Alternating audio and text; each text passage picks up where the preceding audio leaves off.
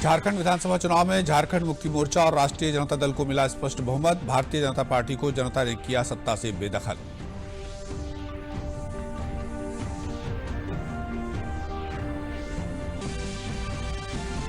मुख्यमंत्री योगी आदित्यनाथ ने पूर्व प्रधानमंत्री चौधरी चरण सिंह को दी विनम्र श्रद्धांजलि। पूरे प्रदेश में उनके आदर्शों पर चलकर देश के निर्माण की हुई अपील।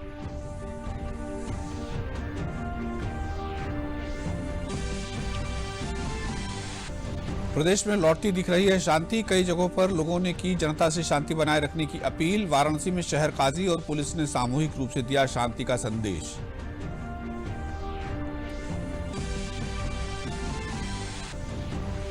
और महिला अपराधों को रोकने के लिए गोंडा पुलिस ने पीआरवी में महिला पुलिस कर्मियों को किया नियुक्त। रात 10 बजे से सुबह 6 बजे तक महिलाओं के लिए रहेंगी तत्पर। नमस्कार, मैं हूं संतोष वाल्मीकि और अब समाचार विस्तार से। झारखंड विधानसभा की 81 सीटों पर हुए चुनाव के नतीजे आने शुरू हो गए हैं। कांग्रेस जेएमएम गठबंधन और भाजपा के बीच कांटे की टक्कर दिख रही है।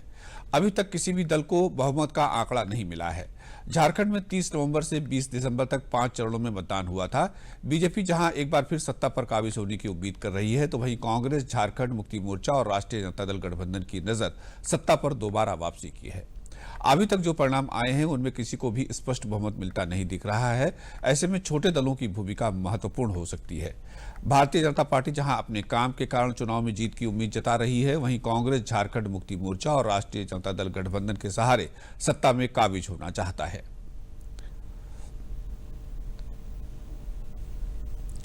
नई दिल्ली के रामलीला मैदान से प्रधानमंत्री नरेंद्र मोदी ने नागरिकता कानून पर सरकार का रुख साफ किया। पीएम मोदी ने नागरिकता कानून को लेकर देश भर में मचे बवाल पर कहा कि यह कानून देश के हिंदू मुस्लिमों के लिए नहीं है। विपक्षी दलों पर निशाना साधते हुए पीएम ने कहा कि लोगों को गुमराह कर देश को डर और अराजकता के माहौल में ढकेलने की साजिश हो रही है। प्रदर्शनकारियों को हिंसा न करने और विपक्षी दलों की ऐसी साजिश को नाकाम करने की अपील करते हुए पीएम मोदी ने कहा कि मेरा पुतला जला लो, लेकिन संपत्ति जलाने की जरूरत नहीं है और पुलिस जनता की दुश्मन नहीं है। प्रधानमंत्री नरेंद्र मोदी ने कहा कि नागरिकता संशोधन बिल के पास होने के बाद कुछ राजनीतिक दल तरह तरह की अफवाहें फैलाने में लगे हुए हैं, लोगों को भ्रमित कर रहे हैं, उनकी भावनाओं को भड़का रहे हैं। इस तरह अपने स्वार्थ के लिए और अपनी राजनीति के लिए किस हद तक जा रहे हैं, यह आपने पिछले हफ्ते भी देखा है।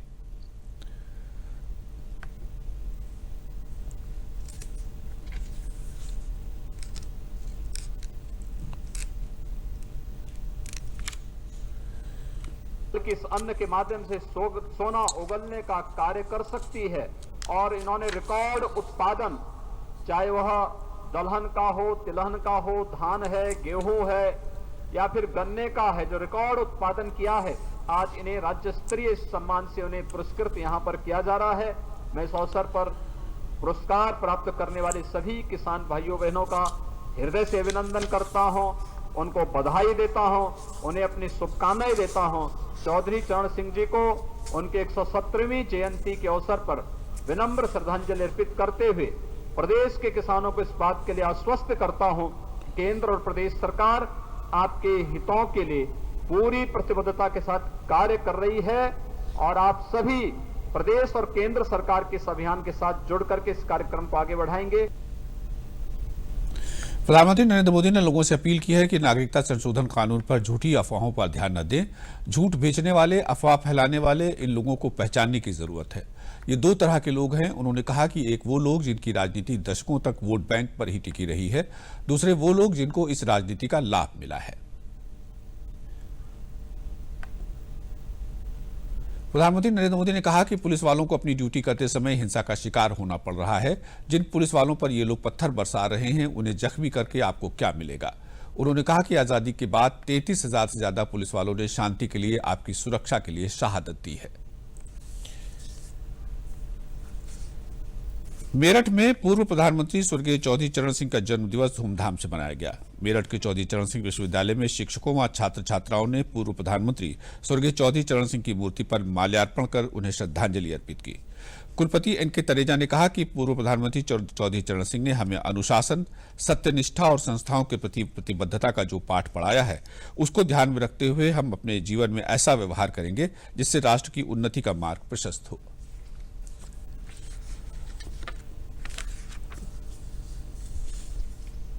जन्म दिवस पर मैं विश्वविद्यालय के समस्त शिक्षकों, शिक्षणेतर कर्मचारियों और छात्रों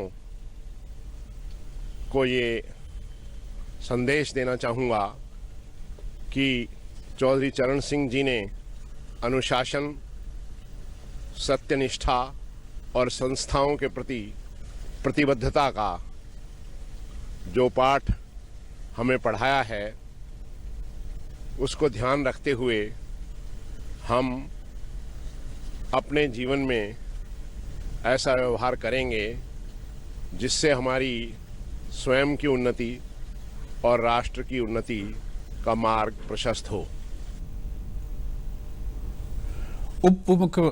बदायूं में पूर्व प्रधानमंत्री चौधरी चरण सिंह की जयंती के उपलक्ष्य में एक 3 दिवसीय मंडलीय किसान मेले का आयोजन किया गया, जिसमें बदायूं, बरेली, संभल, शाहजहांपुर, पीलीभीत आदि जनपदों के किसानों ने हिस्सा लिया। इस मेले का उद्घाटन उत्तर प्रदेश सरकार के नगर विकास राज्य मंत्री महेश चंद्र गुप्ता ने दीप प्रज्वलित करके किया। उप कृषि निदेशक जितेंद्र कुमार का कहना है कि यह किसान मेला किसानों के ज्ञान और तकनीकी को बढ़ाने के लिए बहुत ही लाभदायक होगा। इस मेले में किसानों के साथ साथ अन्य आय के साधन बढ़ाने के संबंध में किसानों को जानकारी मिल रही है, जिसमें किसान भविष्य में उन्नति कर सकेंगे। मेले में कुछ किसानों और समूहों को 80% अनुदान पर ट्रैक्टर भी वितरित किए गए और उत्कृष्ट खेती वाले किसानों को पुरस्कृत भी किया गया।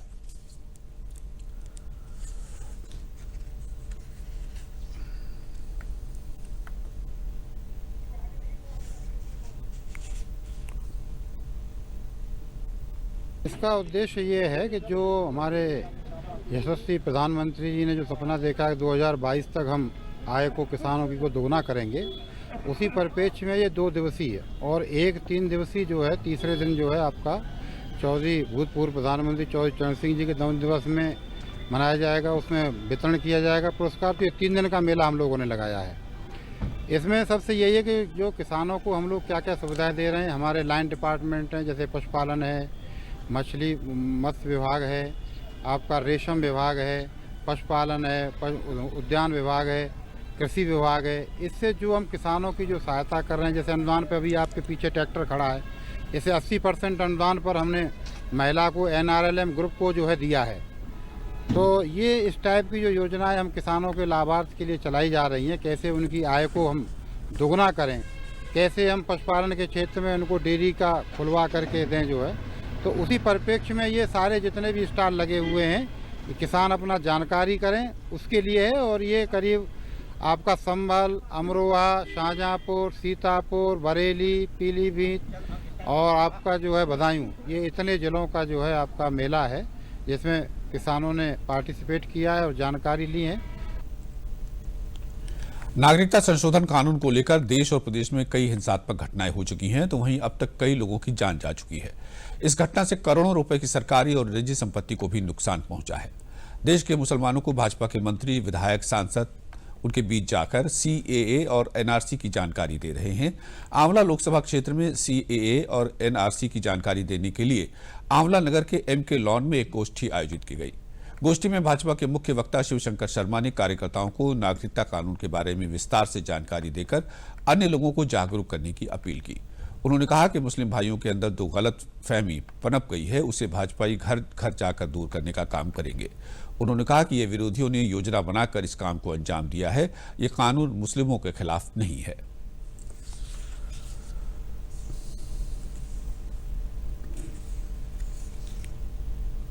नागरिकता संशोधन अधिनियम ये देश में लाया गया है मात्र उन लोगों के लिए जो पाकिस्तान से, बांग्लादेश से, अफगानिस्तान से खदेड़ दिए गए और 70 साल से भारत में रह रहे, जिन्हें नागरिकता नहीं मिली, जो अपने मौलिक अधिकारों का प्रयोग नहीं कर पा रहे।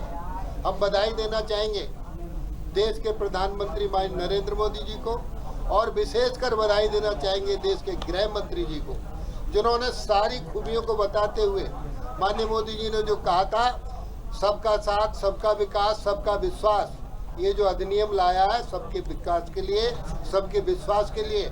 यहाँ के देश के मुसलमान को कोई भी हानि नहीं है। ये वे लोग उपद्रव कर रहे हैं जिनकी राजनीति समाप्त हो रही है। मेरी पार्टी भी अभी इसी बिल को लेकर जो मुस्लिम समाज में जो भ्रांतियां हैं उनको दूर करने के लिए पार्टी के कार्यकर्ताओं को मोटिवेट करने और उन लोगों को इस बात के लिए प्रेरित करने के लिए कि वे उस मुस्लिम समाज में जाएं और उनके अंदर जो गलतफहमी व्याप्त है इस कानून को लेकर उसको दूर करें। वाराणसी में शहर काजी मोहम्मद गुलाम यासीन के नेतृत्व में शनिवार को जिलाधिकारी कौशल राज शर्मा और एसएसपी प्रभाकर चौधरी ने सुरक्षा बलों के साथ शहर में अमन चैन बनाए रखने की अपील की। शुक्रवार को भेलूपुर थाना क्षेत्र के बजरडीहा में अराजक तत्वों द्वारा विरोध प्रदर्शन के नाम पर शहर में कानून व्यवस्था खराब करने की कोशिश की गई। जिलाधिकारी के साथ शहर काजी के नेतृत्व में लोगों को शहर की गंगा जमुनी संस्कृति को कायम रखते हुए अमन चैन बनाए रखने का पैगाम देने के लिए भेलूपुर थाना से सोनारपुरा, मदनपुरा, गोदौलिया, गिरजाघर चौराहा होते हुए रेवड़ी तालाब तक लोगों से शांति की अपील की गई। वाहन पर शहर काजी के साथ अन्य लोग लाउड हैलर के माध्यम से लोगों को अमन चैन बनाए रखने के साथ ही किसी के बरगलाने और बहकावे में कतई न आने की अपील कर रहे थे। लोगों को मुहज़्ज़ब बना दे। इल्हाल आलमीन, ये मोहब्बत का शहर है। हम लोगों को गंगा जमनी तहजीब के अलमबरदार हैं और इसी रास्ते पर चलना चाहिए। कि पूरे प्रदेश का माहौल ऐसा है कि कहीं भी अफवाह फैला के कहीं भी खुराफात कराने की साजिश हो सकती है। बनारस में भी पिछले 2 दिन में जो घटनाक्रम हुए वो लग रहे हैं कि कोई बाहरी तत्वों ने यहाँ पे आके कुछ लोकल लोगों को बरगलाया और उसके माध्यम से उपद्रव फैलाने की कोशिश की। उन्हीं अफवाहों पे विराम लगे और किसी भी तरह कोई ऐसा तरीका ना अडॉप्ट करे जिससे जुलूस या किसी तरह के प्रदर्शन या सड़कों पे उतर के विरोध प्रदर्शन हो। उस तरह के जो चीज़ें होती हैं उनको दूर करके केवल तरीके से अपनी बात रखना और अमन शांति के साथ बात रखना, उसके बारे में आदरणीय काजी साहब ने आज पूरे शहर को मैसेज दिया है। और मेरा मानना है कि ये मैसेज केवल बनारस की जनता के लिए ही ना हो के पूरे प्रदेश की जनता के लिए है कि कोई भी अपनी बात रखना चाहे तो लोकतांत्रिक तरीके से रखें। कोई भी ऐसा काम ना करे जो हमारे दुकानदार भाइयों को, मार्केट के भाइयों को, बाकी लोगों को प्रभावित करे, किसी की रोजी रोटी पे असर पड़े या शहर का माहौल पैनिक में आए या लोगों के मन में भय व्याप्त हो। भय रहित होकर अपनी बात डेमोक्रेटिक वे में कहें और अमन भाईचारा पूरे शहर का वो कायम रखें और किसी तरह के कोई फसाद न हो। बनारस के लोग पूरी तरह से मुहज़्ज़ब हैं और ये हरगिज़ नहीं चाहते कि किसी तरह के कोई झगड़ा हो। अमन शांति का पैगाम दे रहे हैं। राजस्थान के सीकर में नागरिकता संशोधन कानून के समर्थन में लोगों ने प्रदर्शन किया। प्रदर्शन का नेतृत्व कर रहे लोगों ने नागरिकता कानून के विरोध में हो रही हिंसा को विपक्षी दलों की साजिश करार दिया और कहा कि इससे पीड़ित शरणार्थियों को न्याय मिलेगा।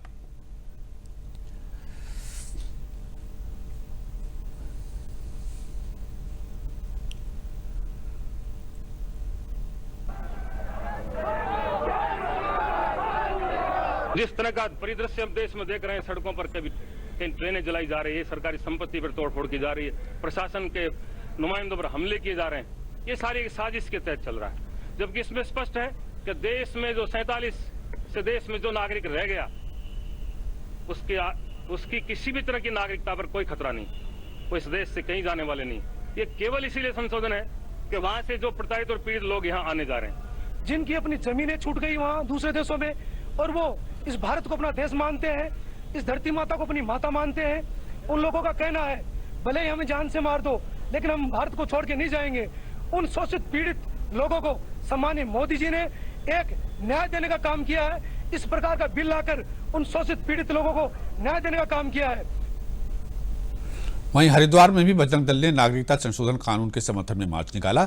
बजरंग दल के नेता अनुज ने कहा कि विपक्षी दल षड्यंत्र के तहत देश को तोड़ने की साजिश रच रहे हैं और इसे हम सफल नहीं होने देंगे।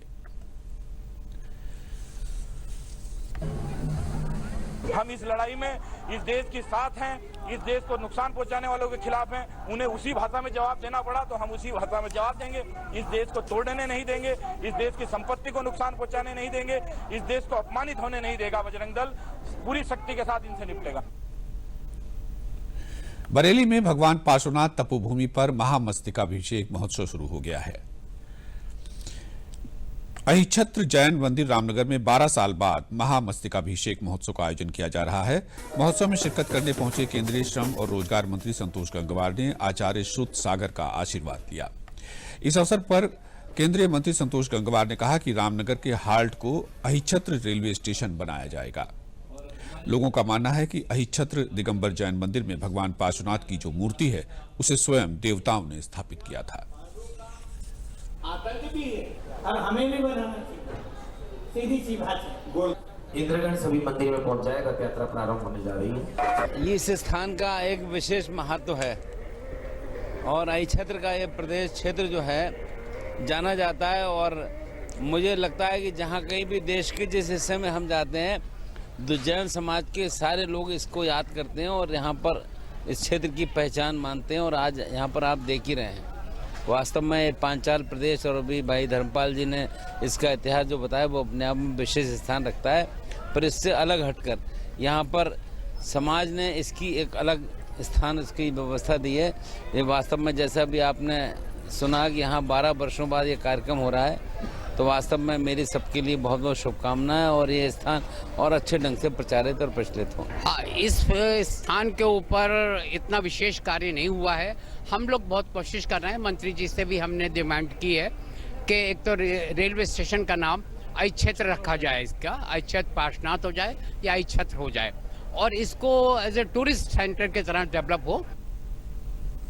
उत्तर प्रदेश के दुग्ध विकास मंत्री चौधरी लक्ष्मी नारायण ने कहा है कि नई और अत्याधुनिक डेयरी बन जाने से मथुरा, आगरा, अलीगढ़ के किसानों की आमदनी दोगुनी करने में ये डेयरी अहम साबित होगी।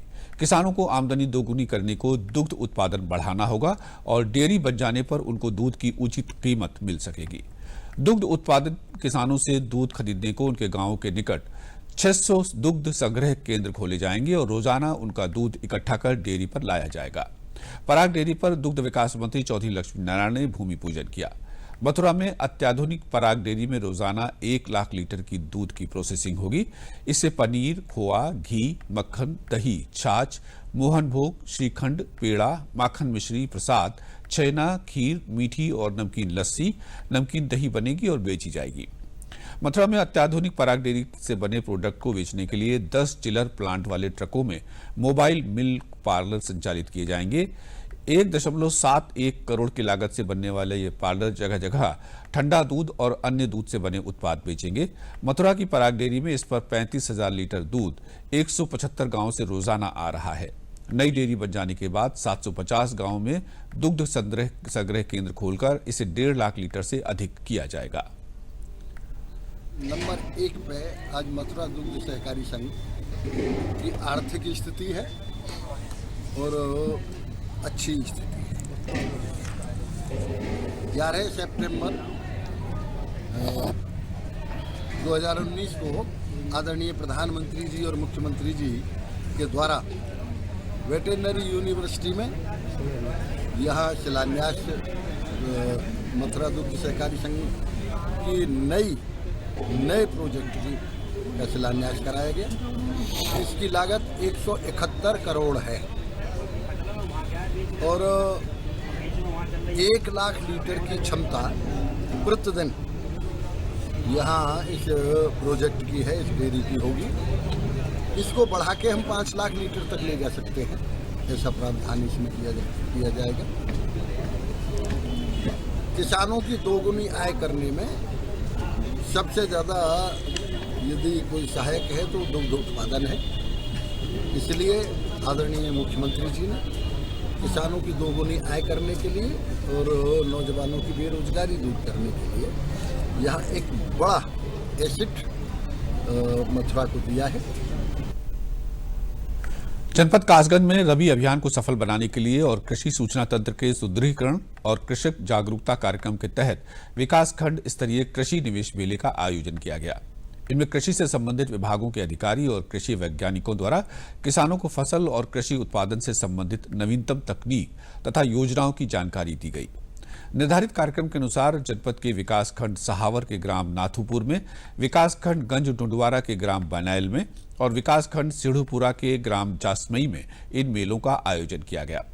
कृषि विभाग कासगंज के ब्लॉक परिसर में किसान दिवस का आयोजन किया जाएगा। इसमें उन्नतशील किसानों को सम्मानित भी किया जाएगा। जिलाधिकारी चंद्र प्रकाश सिंह ने संबंधित अधिकारियों को निर्देश दिए हैं कि कृषि मेले में उर्वरक, बीज, कृषि रक्षा सामग्री और कृषि उपकरणों आदि के बारे में किसानों को विस्तार से जानकारी दी जाए।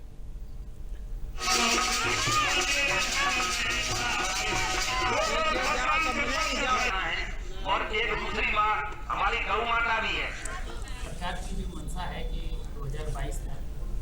किसानों की आय दोगुनी करें। इसके संबंध में जनपद में कृषि सूचना तंत्र के सुदृढ़ीकरण योजना के अंतर्गत कृषि निवेश मेलों का आयोजन प्रत्येक विकास खंड में किया जा रहा है, जिसमें कि हमारे सभी विभागीय अधिकारियों, कृषि विज्ञान केंद्र के जो वैज्ञानिक हैं उनके द्वारा, अन्य जो कृषि से संबंधित विभाग हैं उनके अधिकारियों द्वारा प्रतिभाग किया जा रहा है। किसानों को खेती की नवीन तकनीकी की जानकारी दी जा रही है, जिसमें कि मुख्य रूप से मृदा स्वास्थ्य प्रबंधन, जैविक खेती और जो अभी एक ज्वलंत मुद्दा है कि किसान अपने खेतों में पराली जला रहे हैं, इसके संबंध में किसानों को ये जानकारी दी जा रही है कि किसान कैसे अपनी जो फसल अवशेष हैं उनको खाद में परिवर्तित करके और जो पराली जलाने के नुकसान है उनसे बच सकते हैं और खाद के रूप में प्रयोग करके अपनी जो लागत है उसको कम कर सकते हैं।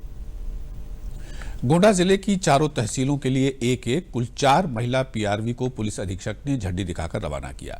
ये चारों पीआरवी अपनी अपनी तहसील में पूरे क्षेत्र को कवर करेंगी। इस पीआरवी में केवल महिला पुलिस को ही तैनात किया गया है। ये पीआरवी प्राथमिकता के आधार पर महिलाओं की सूचना पर उनके गंतव्य तक पहुंचने के लिए काम करेगी। पुलिस अधीक्षक राजकरण नैयर द्वारा महिला सुरक्षा के लिए की गई पहल से यूपी 112 पीआरवी पर महिला आरक्षियों को तैनाती दी गई है।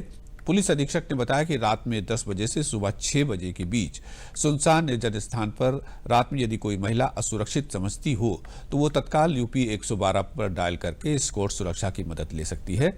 महिला पीआरवी द्वारा तत्काल मौके पर पहुंचकर सुरक्षा प्रदान की जाएगी।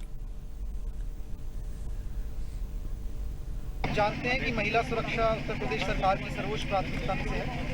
इसी क्रम में पूरे उत्तर प्रदेश में रात्रि के समय अगर किसी महिला, किसी बालिका, किसी लड़की को ऐसा महसूस होता है कि वह घर जाना चाहती है और उसको उचित माध्यम या उचित कन्वीनियंस नहीं मिल रहा है, तो उसके लिए उत्तर प्रदेश सरकार की नई पहल है जिसमें हमारी रात्रि की जो पीआरवीज हैं उनमें महिला कांस्टेबल्स की ड्यूटी लगेगी, ताकि अगर कोई भी लड़की या कोई भी बालिका, कोई महिला अपने घर जाना चाहती है और वो इस पीआरवी से जाना चाहती है तो उसको किसी भी तरीके की कोई समस्या ना हो और वह आराम से इस पीआरवी को बुला करके जा सके।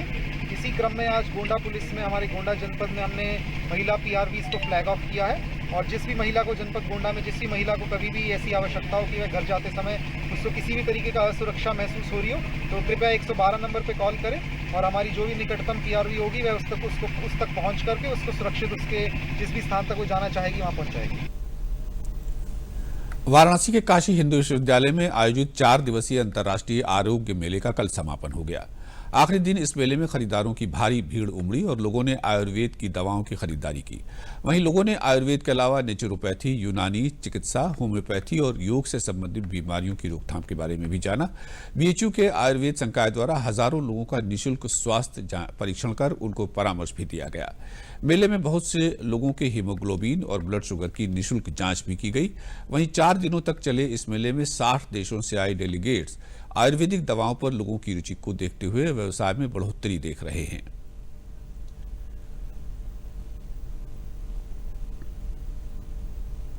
हम लोगों ने यहाँ पर फिक्की और बीएचयू के बनारस हिंदू यूनिवर्सिटी के सहयोग से आरोग्य इंटरनेशनल आरोग्य मेला 2019 विगत 4 दिनों से कंडक्ट कराया। करीब 60 देशों के प्रतिनिधि यहाँ पर शामिल थे एंड आयुर्वेद को लेके पूरे विश्व में एक जागरूकता है। पूरा विश्व भारत को एक आयुर्वेद का जनक के रूप में जानता है और आयुर्वेद को जानने के लिए भारत की तरफ देख रहा है। हमारी सरकार और मोदी जी के नेतृत्व में आयुर्वेद को पूरी दुनिया में प्रचार प्रसार किया जा रहा है। कई देशों में जैसे कि स्विट्ज़रलैंड, जर्मनी, इसको एक रिकॉग्नाइज्ड सिस्टम ऑफ मेडिसिन, एक मान्यता प्राप्त चिकित्सा पद्धति का दर्जा मिला है एंड हमने यहाँ पर काशी हिंदू विश्वविद्यालय के सहयोग से इस मेले का आयोजन किया।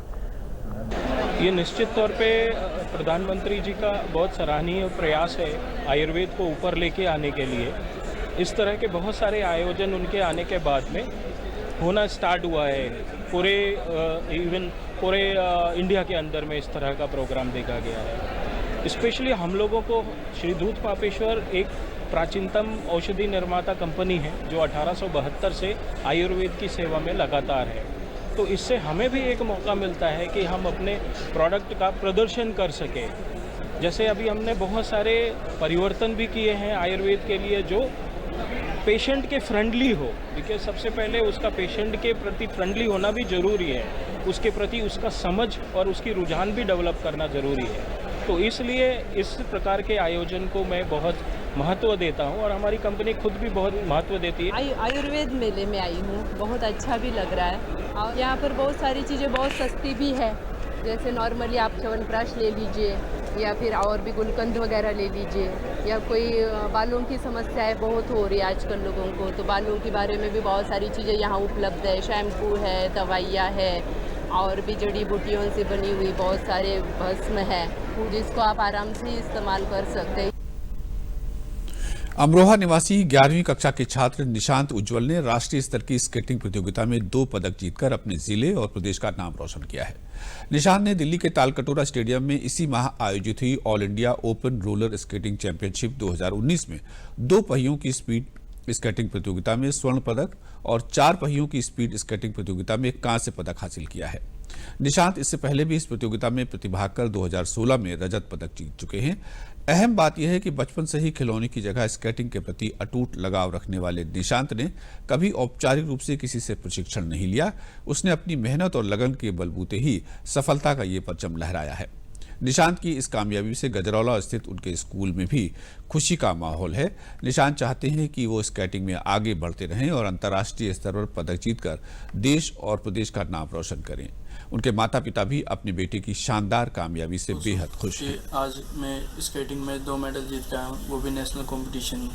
मैं बचपन से इसकी बहुत ज़्यादा प्रैक्टिस कर रहा था। मैं पिछली बार भी कई बार गया हूँ, लेकिन जब मेरा फर्स्ट मेडल नहीं आता, हर बार सेकंड या थर्ड आ जाता था। आज मैं बहुत ज़्यादा ही खुश हूँ। रही बात स्केटिंग की, मेरा बचपन से कोई कोच भी नहीं था, मैंने खुद स्केटिंग सीखी है। मैं चाहता हूँ कि मैं इंटरनेशनल में भी ट्रायल दूँ और आगे जाके मेरा टारगेट है ओलंपिक में गोल्ड मेडल जीतना, जिससे मैं अपने देश का और अपने घर का नाम रोशन कर सकूँ। मैं बहुत खुश हूँ कि मेरे बेटा गोल्ड मेडल जीत कर लाया है और आगे चल के भी देश का नाम रोशन करे और अंतर्राष्ट्रीय गोल्ड मेडल जीत कर लाए। ये खुशी का वक्त है ये, जो हमारा बच्चा गोल्ड मेडल लेकर आया। इस साल भी 2 मेडल लेकर आया, एक कांस्य मेडल और एक गोल्ड मेडल। और इसे स्केटिंग का पहले से ही शौक है। जिस उम्र में बच्चे खेल खिलौने लेते हैं, उस टाइम पे इसने बाजार में जैसा लेकर गए तो इसने अपना स्केटिंग ही खरीदा था। हम तो इसके बारे में जानकारी भी नहीं रखते थे, लेकिन इसकी खुशी के लिए हमने इसको ये गेम कराते चले आए। उससे पहले भी काफ़ी मेडल ये ले आया है राष्ट्रीय स्तर पर, और हम यही चाहेंगे कि अंतर्राष्ट्रीय स्तर तक देश का नाम रोशन करे, प्रदेश का नाम रोशन करे, परिवार का नाम रोशन करे। वाराणसी में Purvanchal cricket association for physically challenge, जो कि all India cricket association for physically challenge Mumbai से संबद्ध है, की ओर से प्रत्येक वर्ष की भांति वाराणसी में राष्ट्रीय दिव्यांग T20 टूर्नामेंट काशी हिंदू विश्वविद्यालय में महामना पंडित मदन मोहन मालवीय की तपोभूमि में 22, 23 और 24 दिसंबर को आयोजित किया गया। इस 3 दिवसीय प्रतियोगिता का भव्य उद्घाटन MP थिएटर मैदान पर अंतर्राष्ट्रीय पैरालंपिक खिलाड़ी पद्मश्री श्रीमती दीपा मलिक ने किया। उन्होंने कहा कि मानसिक रूप से संतुलित रहना तथा मन में नकारात्मक भावनाओं को स्थान प्रदान न करना व्यक्ति के जीवन में अहम भूमिका रखता है। उन्होंने ये भी कहा कि शारीरिक स्थिति और उम्र का व्यक्ति की सफलता में कोई कारक नहीं होता। यदि व्यक्ति ठान ले तो वह व्यक्ति स्वयं अपने ख्वाबों को उड़ान प्रदान कर सकता है।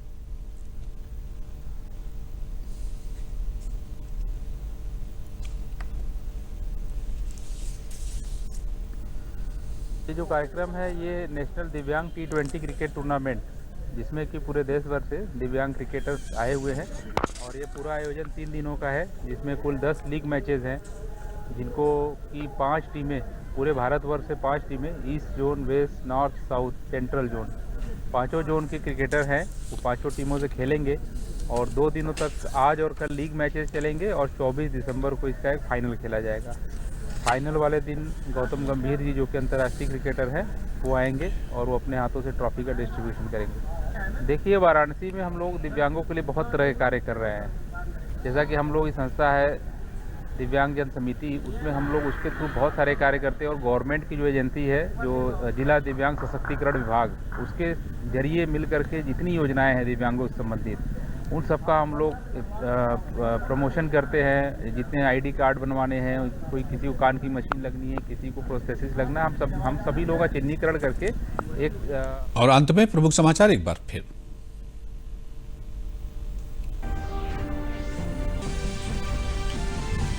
झारखंड विधानसभा चुनाव में झारखंड मुक्ति मोर्चा और राष्ट्रीय जनता दल को मिला स्पष्ट बहुमत। भारतीय जनता पार्टी को जनता ने किया सत्ता से बेदखल।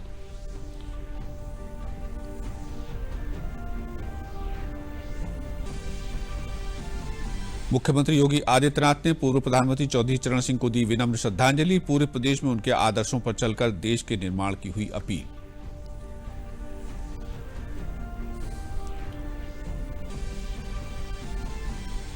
प्रदेश में लौटती दिख रही है शांति। कई जगह पर लोगों ने की जनता से शांति बनाए रखने की अपील। वाराणसी में शहर काजी और पुलिस ने सामूहिक रूप से दिया शांति का संदेश।